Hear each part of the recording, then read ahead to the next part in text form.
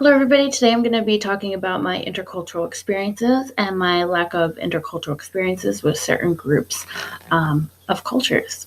All right, first I'm going to talk a little bit about my background. I am from a white middle class family, and up until high school, I had little, if any, experience with any other cultures except for middle class white people. It wasn't until high school where I was in classes with other kids, but it just wasn't other kids. They were refugees. They were from Cuba. They were from Haiti, and they definitely had a different lifestyle than I was accustomed to. And through my media and communication classes, we started a trilingual news station, a newscast. It was Haitian, Spanish, and English. And through their stories of getting to know some of my peers, I was able to learn a little bit more about their background.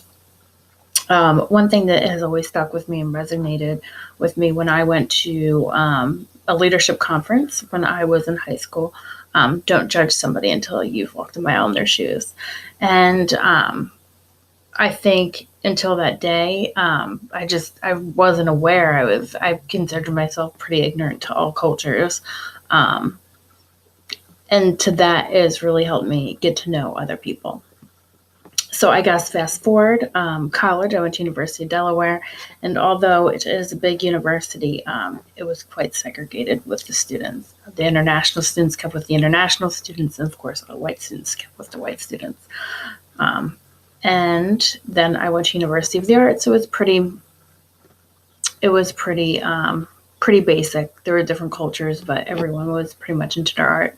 But it wasn't until after I lived in New York for a while and I went to Miami. And most people would be like, "Oh, you've lived in the United States. What kind of intercultural experiences could you possibly have?" Well, I would say Miami is probably one of the most unique places you can live in this country and really have the opportunity to learn about different Latin American cultures, different island cultures, and they're all different. Um, we basically, what I've learned is we learn nothing in high school and we've learned nothing in college about political relations, especially, for example, Venezuela. I knew nothing about Venezuela or the people, and to get to know the people, why that their families are refugees or immigrants and they're here legally in the United States, and why they've come to the United States. Some people that I've got to know they were lawyers and doctors in Venezuela, and because of the turmoil in that country, they are now servers and bussers and make quite a bit less money. But it's their end dream is to live the American dream. And just to learn through the stories. And although my background is not teaching, I feel that living in Miami and working in the food and beverage industry was a great way for me to learn about different Spanish cultures. I was able to learn and through food and beverage, through different food, and even through the food and the way it's prepared really says a lot about someone's culture. Second, when it comes to language, my Spanish was very basic. It was hello, goodbye. I could count to 10 from watching Sesame Street. I had to learn and adapt Spanish. And even when you speak in Spanish and speak to somebody in Spanish, if you yell at somebody in Spanish or you're talking to somebody, if your voice, even if you're speaking Spanglish or English, if your voice raises and you get closer, their voice will raise and they can consider a threat. So I learned quite a bit about communicating to people in Latin America and their stories by living in South Beach. The second, I would say I lived in South Korea, and before I lived in South Korea, I knew absolutely nothing about South Koreans. I didn't know that it was rude to look somebody in the eye. You know, when you meet somebody, you say, "Hello, I am Angela McCluskey," and that is absolutely rude. Or when you're talking to somebody, you speak in their eyes. But in Korea, that's very rude. Different norms of taking off your shoes, different norms of bowing, was very different to me. Even the way you address somebody is different. So there's levels. So you just don't say, there's something at the end that you say in Korea. So, if I'm the oldest sister, you would say Angela, then blah, blah, blah, the surname. So it's a hierarchical society. So, just even the way you speak in Korean is completely different. So what I've learned from that culture is coming back to America, it has really helped me understand the students, because right now, and especially the Northeast, there's a growing population of South Koreans coming here. And a lot of the issues teachers have is communicating with the Korean parents, because it is quite different. So when we have, if you're an ESL student, the majority of the ESL students in America will be Spanish.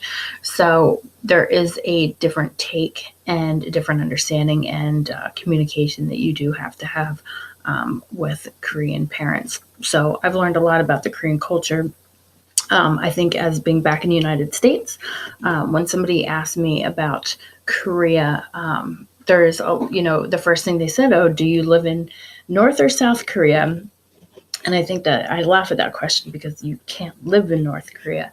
And it's interesting to me to see how, I don't like to use the word ignorant, but ignorant Americans are. And then they would ask me, were you scared? And I feel more scared here in West Philadelphia than I would ever feel in South Korea. So I feel as though living in a country and learning about the people, when you go back to your home country, you become an automatic ambassador. And I guess it makes me feel proud for the people in South Korea, because I'm able to, because like myself, I knew nothing about South Korea. We learned a little about the war, but there's more than just history. There's a whole social norm of people and their manners that we are completely have no idea about. And even when you go to Asian countries, so, I think even traveling and dealing with parents. So if I were to go teach in Japan or China, I believe that a lot of similarities, there's a lot of similarities in their cultural traits and their manners. So I would definitely be prepared to teach students here or in their home country. And last, I'm going to talk about the culture I would like to learn most about, or I don't know much about. Muslim religion is the fastest growing religion in the world. And there's so many different degrees of being Muslim and dealing with parents and communicating. And I learned that through an interview that we did with our international school teacher. And I had no idea until she talked about communicating with the parents. And then I talked to a school teacher here, and I talked to her, and it was a completely different experience.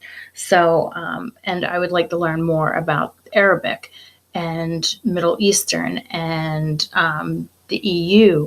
And I think we lump sum everybody together. If you live here, then you're Muslim, but that's not true. Or if you live here, you go by these rules. But there's so many different degrees of being Muslim and dealing with Muslim parents and dealing with Muslim students and the backgrounds they have. And they're all from different backgrounds. Some of them come from very wealthy backgrounds. Some of them are refugees. Some of them are immigrants.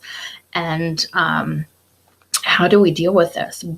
How can I prepare myself to deal with this cold? How can I better educate myself about the Muslim community? And it's very difficult because it's a very closed community. So I'm not saying there's anything wrong or right about it, but I feel like they do have the right to be closed because there's been so much prejudice, especially after 9/11.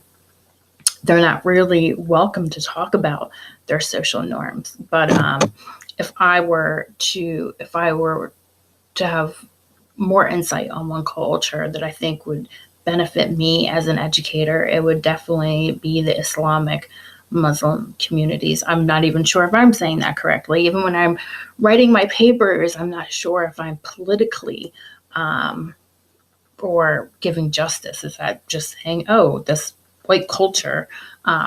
So I even feel a little unjust when I'm writing my papers for Teach Now. Am I writing things correctly? Would it be doing this culture right? So I think with the growing number of Islamic Muslims, Middle Eastern people, and it's just not in America. They're just not refugees. They're not just immigrants. They're engineers that are living in Korea. They're engineers that are living in Australia. So I think it is a very diverse group, cultural group, and as educators, I think it should be on our top priority and list of different groups, cultural groups of people to learn about. So I definitely think that I have an insight on the Latin American Spanish culture, really being so engulfed in the culture that it was like a reverse culture, I would say, where even though I was still in America, I learned to cook the food. I learned the language. I've learned expressions of the people. I even, when I get mad in Spanish. I think it's a very passionate language and it's a very passionate culture. So I think that it kind of parallels with angry and excitement. So I felt myself kind of cross connecting myself with the Spanish culture and the Korean culture.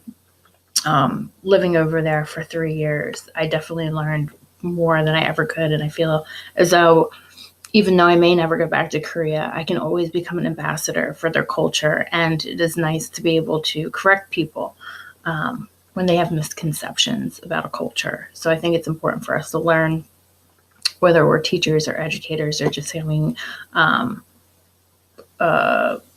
casual conversation on the street, to be aware of different people and their backgrounds. And I think will just help us more as educators to communicate and to differentiate instruction and to communicate with our parents.